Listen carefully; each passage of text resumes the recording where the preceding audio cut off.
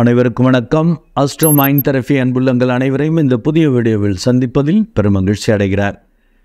குரு பெயர்ச்சி 2024 வருகிற 1/5/2024 மதியம் 1 மணி அளவில் இதுவரையிலோ மேஷத்தில் பயணித்து கொண்டிருப்பவர் 1/5/2024 அன்று ரிஷபத்திற்குள் நுழைகிறார்.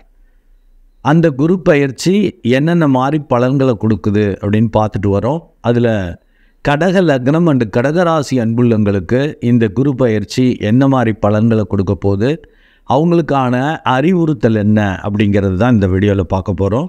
கடக லக்னம் அண்டு கடகராசி அன்புள்ளங்களுக்கான அறிவுறுத்தல் என்பது செய்யலாமா வேணாமா என குழம்பி செய்து குதூகலம் காணும் காலம். மீண்டும் உங்களுக்கான அந்த அறிவுறுத்தலை சொல்கிறேன், அந்த தலைப்பை சொல்கிறேன்.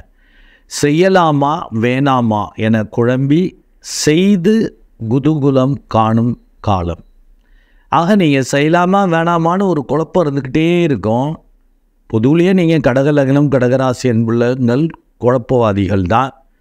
பட் இப்போ 11ஆம் இடம் வர்றப்ப பயங்கர குழப்பங்கள் இன்னும் மேலோங்கும்.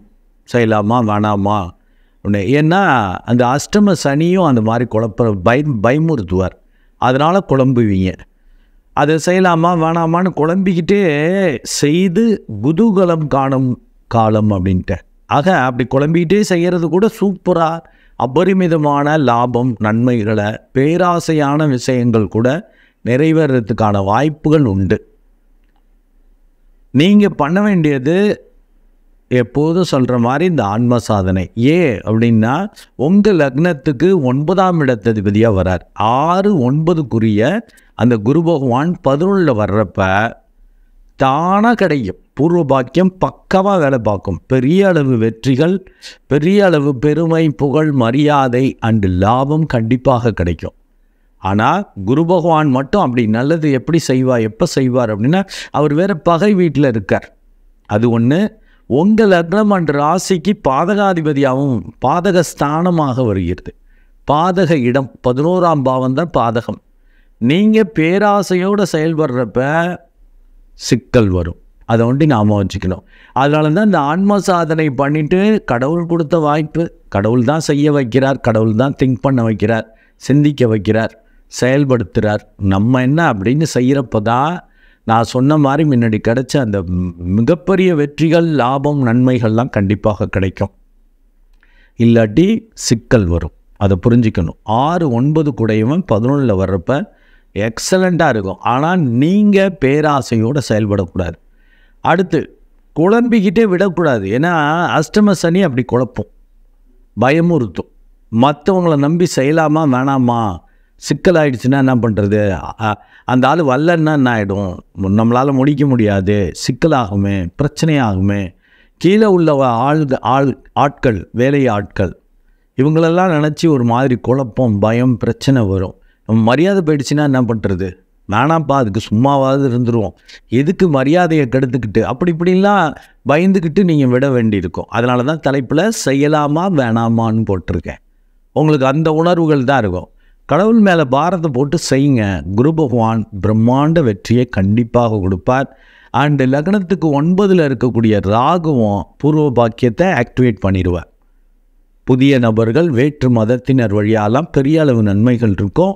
3 உள்ள அந்த கேதுவும் நீங்கள் குழம்பிக்கிட்டே முயற்சி பண்ணுறது கூட பெரிய அளவு சக்ஸஸை கொடுக்கும். ஏன்னா கேதுங்கிறது நிலன் செவ்வாய் போன்றுன்னு நான் பல வீடியோஸில் சொல்லியிருப்பேன். உங்களுக்கு அந்த செவ்வாய் பார்த்தீங்கன்னா அப்படி ஒரு ராஜயோகத்தை கொடுக்கக்கூடியவர். பூர்வ புண்ணியாதிபதி ஆஸ் வெல் அஸ் கர்மாதிபதியாக வரார். 5-10 கூடையவன். எக்ஸலண்ட்டாக உங்களுக்கு வேலை நடக்கும். ஏன்னா அந்த செவ்வாயும் பார்த்தீங்கன்னா அந்த குரு பயிற்சி அன்று 9ஆம் இடத்துல தான் இருக்கார், ராகுவோடு இணைந்து.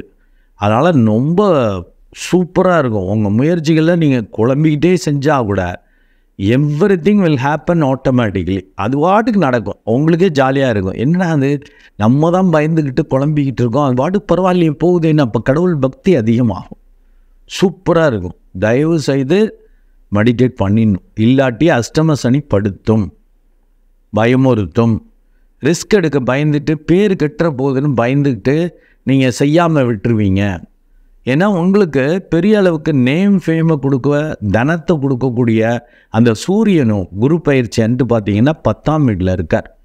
உங்களுக்கு அப்படி ஒரு அந்தஸ்து மரியாதையை உயர்த்துவார்.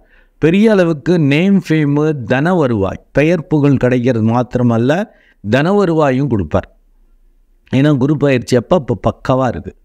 ஆனால் அந்த குரு பகவான் 11லேருந்து அபரிமிதமான நன்மைகளை, லாபத்தை, ஏன்னா பூர்வ பாக்கியாதிபதியாக வர்றதால கொடுப்பார். ஆனால் அதை அப்படியே நீங்கள் சேமித்து வச்சுக்கணும். சந்ததிகளுக்கு பயன்படுற மாதிரி நிலையான சொத்துக்கள் வாங்கிறது, நிலையான வேலைகளில் ஈடுபட்டுட்டிங்கன்னா நல்லது. இல்லாட்டி அது அப்படியே நவாம்சத்தில் பார்த்தீங்கன்னா அந்த குரு பகவான் நீச்ச வீட்டுக்கு போயிடுறார். இந்த மே மாதம் 1/5 அந்த ஸ்டார்டிங் அந்த குரு பயிற்சி அன்று.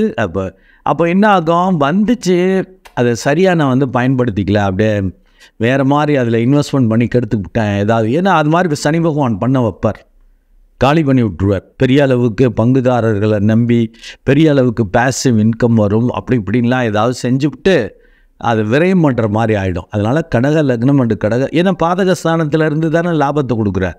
அந்த லாபம் வர்றதே பாதகமாக போயிடும், மன நிம்மதியை கெடுக்கிற மாதிரி, குறைக்கிற மாதிரி ஆகிடும். அதனால் மெடிடேட் நல்லா பண்ணிக்கணும். அப்போ தான் அந்த சமநிலையில் இருப்பீங்க, குழம்ப மாட்டீங்க, எக்ஸலண்ட்டாக இருக்கும்.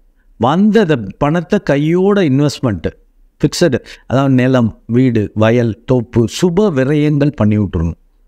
சுப விரயங்கள்லாம் கல்யாணம் பண்ணுறது, பிள்ளைங்களுக்கு நல்ல படிப்பு படிக்கிறதுக்கு செலவு பண்ணுறது, அது மாதிரி அப்படி நல்ல இன் ஃப்யூச்சர் பயன்படுற மாதிரி, இல்லை பரம்பரைக்கே பயன்படுற மாதிரி பெரிய வீடை கட்டுறது, பங்களா மாதிரி, இப்படிலாம் பண்ணிட்டீங்கன்னா ரொம்ப நல்லாயிருக்கும்.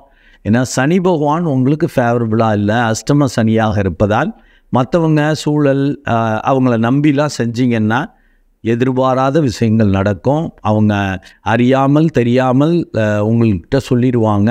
அது நீங்கள் நினச்சதுக்கு மாறாக நடந்து கெடுத்துடுற மாதிரி ஆகிடும். ரொம்ப கவனமாக இருக்கணும்.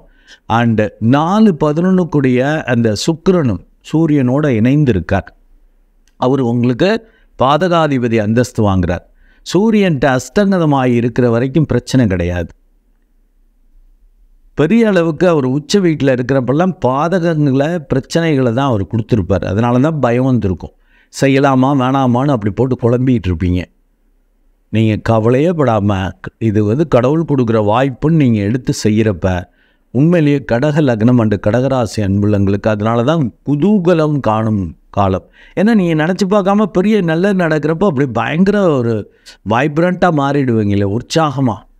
ஆனால் அது நிலைக்காது. கையோட பர்மனெண்ட்டு இன்வெஸ்ட்மெண்ட்டில் போட்டுடணும், நிலையான சொத்துக்களில் இன்வெஸ்ட்மெண்ட் பண்ணிடணும், சுப செலவுகளை பண்ணிடணும். ஏன்னா சனி பகவான் அப்படியே பார்க்குறார் எங்கே 2ஆம் இடத்தை. கையில் கேஷாவோ இதாவோ வச்சுருந்தீங்கன்னா டோட்டலாக காலி பண்ணிவிடுவேன். அப்புறம் 4 அகங்காரத்தோட பேராசையோடு செயல்பட்டிங்கன்னா பேர் கட்டுரும். தனம் கட்டுறது மாத்திரமல்ல, பேர் கட்டுரும். அந்த வீட்டின் அதிபதி சூரியன் உச்சமாக இருந்தாலும் சனி பகவான் நீயா நானான்னு பார்த்துருவோம் மாம்பார். ஜாக்கிரதை. கொஞ்சம் மெடிடேட் பண்ணிக்கிட்டீங்கன்னாக்கா ஒரு சமநிலையில் அழகாக போயிட்டுருப்பீங்க. பெரிய அளவுக்கு உங்களுக்கு கெடுதல் வராது. உங்கள் முயற்சிகளில் குழப்பத்தை கொடுக்கக்கூடிய அந்த கேதுவும் யோகாதிபதியாக மாறிடுவார். எப்போங்க குழப்பம் வரும்? குழப்பம் எப்போ வரும்? 4 தன்மையில் இருக்கிறப்ப தான். நம்ம தான் சால்வ் பண்ண போகிறோம், நம்ம தான் முடிக்க போகிறோங்கிறப்ப தான் ஒவ்வொரு ஆராய்ச்சி பண்ணிகிட்டு இருப்பீங்க. கடவுள் பார்த்துக்குவார், ஓரளவு யோசிக்குவோம், அவ்வளோதான். அப்படி பண்ணிங்கன்னா இந்த கடக லக்னம் கடகராசி அன்புள்ளவங்களுக்கு ரொம்ப எக்ஸலண்ட்டாக இருக்குங்க. இந்த சனி பகவானை நினச்சி பயப்படாதீங்க. ஏன்னா அந்த அஷ்டம சனி கண்டிப்பாக அப்படி பயமுறுத்துவார். கீழே இருக்கிறவங்க மற்றவங்க சாதாரண ஆள் பிரச்சனை பண்ணிட்டான்டா, சாதாரண வேலைக்காரன் ஐத்து பேசிட்டான், அவ்வளவு அடங்கிய நம்மள்ட்ட அன்பாக இருந்தவன் தூக்கி விட்டுஞ்சிட்டு போகிறான், அலட்சியமாக பண்ணிட்டு போகிறான், அப்படி இப்படிலாம் மன உளைச்சல் சிக்கல் வர மாதிரி ஆகும். அதில் கவனமாக இருக்கணும். 3/12 அந்த புதனும் நீச்சமாக இருக்கிறது ஒரு வகையில் நல்லது தான். பெரிய அளவு நீங்கள் முயற்சி பண்ண பயப்படுவீங்க தான். அதனால தான் செய்யலாமா வேணாமானுங்கிற தலைப்பை கொடுத்துருக்கேன்.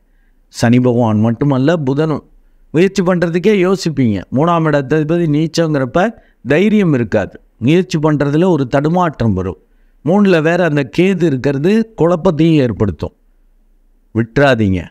11ஆம் இடத்துல குரு பகவான், அதுவும் 9ஆம் இடத்ததிபதி அண்டு காரிய வெற்றிக்கு அட்மினிஸ்ட்ரேஷனுக்கு உரியவன் 11ல் வர்றப்ப அபரிமிதமான வெற்றியும் லாபமும் கிடைத்தே தீரும். அது ஆட்டோமேட்டிக்காக நடக்கும். ஏன்னா 9ஆம் இடத்துக்கு பார்த்தீங்கன்னா பூர்வ பாக்கியம். போன ஜென்மத்தில் நீங்கள் அதை கொண்டு வந்திருக்கீங்க, பேங்க் பேலன்ஸோடு வந்திருக்கீங்க. அதை என்ஜாய் பண்ணிக்கலாம். அது உங்கள் புத்தியை வச்சு அகங்காரமாக பேராசையோட வேலை பார்த்துட்டிங்கன்னா தான் சிக்கல். வந்த பணத்தை இழந்துருவீங்க. அதனால தான் ஃபிக்ஸட் அசட் இதெல்லாம் ஒரு ட்ரிப்புக்கு 2 ட்ரிப்பு சொல்கிறேன் பாருங்கள். ஏதாவது நிலையான சொத்துக்கள் சுப செலவுகளை பண்ணி சரி பண்ணிட்டீங்கன்னா உண்மையிலேயே இந்த குரு பயிற்சி கடக லக்னம் அண்டு கடகராசிக்கு தாங்க ரொம்ப எக்ஸலண்ட்டாக இருக்கும். சனி பகவான் நினச்செல்லாம் பயப்படாதீங்க. அண்டு குரு பயிற்சி அன்று வேற உங்கள் லக்னாதிபதி ராசி அதிபதியான சந்திரனும் 7ல் இருக்கார். அதனால் ஒரு மாதிரி பயம் குழப்பம்தான் வரும். மற்றவங்க சூழலை நம்பி தான் நம்ம செய்ய வேண்டியிருக்கு. இப்போ அஷ்டம சனியில் எவனை நம்ப முடியுது? எல்லாரும் பிரச்சனை பண்ணுறாங்க. நம்ம க்ளோஸாக இருக்கிற பார்ட்னரே சரிவல்ல, லைஃப் பார்ட்னரே பிரச்சனை பண்ணுறாங்க. முரண்பாடாக இருக்குது, நிம்மதி இல்லை, குடும்பமே சரியில்லை, இல்லை நான் எங்கே வெளியில் போய் செய்கிறது, அப்படிலாம் ஒரு குழப்பம் இருக்கும். அதை பயந்துக்கிட்டே நீங்கள் செய்யலாமா வேணாமான்னு விட்டுறாதீங்க. அது பாட்டுக்கு இது பாட்டுக்கு இது நீங்கள் செஞ்சீங்கன்னா தாங்க குழம்பணும். வீட்டு பிரச்சனை இருக்கா, அது இருக்கட்டும், ஜாலியாக அந்த பிரச்சனையை என்ஜாய் பண்ணிக்கோங்க. ஏன்னா அஷ்டம சனி இருக்கிற வரைக்கும் அது இருக்க தான் செய்யும். பொருளாதார ரீதியாக பேர் கட்டுற மாதிரி, குடும்பத்தில் பிரச்சனை வர்ற மாதிரி, முறிவு பிரிவு வர்ற மாதிரிலாம் வந்துட்டு தான் இருக்கும். அது பாட்டுக்கு. அப்புறம் நம்ம வெளியில் வேலை பார்த்தாகணும்ல, பிழைப்பு நடத்தி ஆகணும், மரியாதையாக வாழ்ந்தாகணும்ல. அதனால் கடவுள் மேலே பாரத்தை போட்டுட்டு நீங்கள் களத்தில் இறங்கி வேலை செய்கிறப்ப உண்மையிலேயே இந்த கடக லக்னம் அண்டு கடகராசிக்கு ஃபஸ்ட் ரேங்க் கொடுக்கணும். இருந்தாலும் செகண்ட் ரேங்க் கொடுத்துருக்கேன், அதை நோட் பண்ணிக்கோங்க. ஃபஸ்ட் ரேங்க்னா 90%, செகண்ட் ரேங்க்னாக்கா ஒரு 60% தான். தேர்ட் ரேங்க்னாக்க ஜஸ்ட்டு பாஸ் 40 அப்படி ஜஸ்ட்டு போட்டிருப்பேன். இப்போ உங்களுக்கு செகண்ட் ரேங்க் கொடுத்துருக்கேன். பொதுவில் மற்ற ஜோசியர்கள் ஃபஸ்ட் ரேங்க் கொடுத்துருப்பாங்க. ரொம்ப 11ஆம் இடம் வர்றது சூப்பர்னு. அது குரு பகவானை மட்டும் வச்சுட்டு நீங்கள் இப்போ ப்ரெடிக்ஷன் 90% கொடுக்க முடியாது. மேஜர் கோள்களை அனுசரித்து தான் உங்களுக்கு பலன் நடக்கும். குரு பகவான் எக்ஸலண்ட்டாக இருக்கார், ரைட்டு, சூப்பர். 9ஆம் இடத்துக்கு 11ல் இருக்கிறப்ப ஆட்டோமேட்டிக்காக வரும். ஆனால் சனி பகவான் பெரிய கோள், 2.5 வருஷம் ஒரு ராசியை கிடக்கக்கூடியவன் அஷ்டம சனியால் தான் இருக்கான். பேரை கெடுக்கிறது, குடும்பத்தை கெடுக்கிறது, தனத்தை கெடுக்கிறதுன்னு பண்ணுறான். கவனமாக இருக்கணும். அண்டு ராகு கேது ஓரளவு நல்லா தான் இருக்கார். கேது உங்களுக்கு யோகத்தை கொடுக்கக்கூடியவர், நல்ல அது முயற்சி ஸ்தானத்தில் செவ்வாய் போன்று வேலை செய்கிறவர். அங்கே இருக்கிறப்ப குழம்பிக்கிட்டு இல்லாமல் நீங்கள் வேலை செய்கிறப்ப 9ல் உள்ள ராகுவும் வேற்று மதத்தினர் புதிய நபர்கள் வழியாக அபரிமிதமான லாபத்தை வெற்றியை கண்டிப்பாக கொடுப்பார். அதை ஃபிக்ஸடு, அதை பர்மனெண்ட்டாக வச்சுக்கோங்க. ஃபர்தர் இன்வெஸ்ட்மெண்ட் பண்ணி காலி பண்ணிடாதீங்க. நன்றி அன்புலங்களே. மீண்டும் ஒரு நல்ல வீடியோவில் உங்களை சந்திக்கிறேன். அதுவரை உங்களிடமிருந்து வணக்கம் கூறி விடைபெறுவது உங்கள் அன்பு டாக்டர் குழந்தை ஆர் கணேசன். நன்றி, வணக்கம்.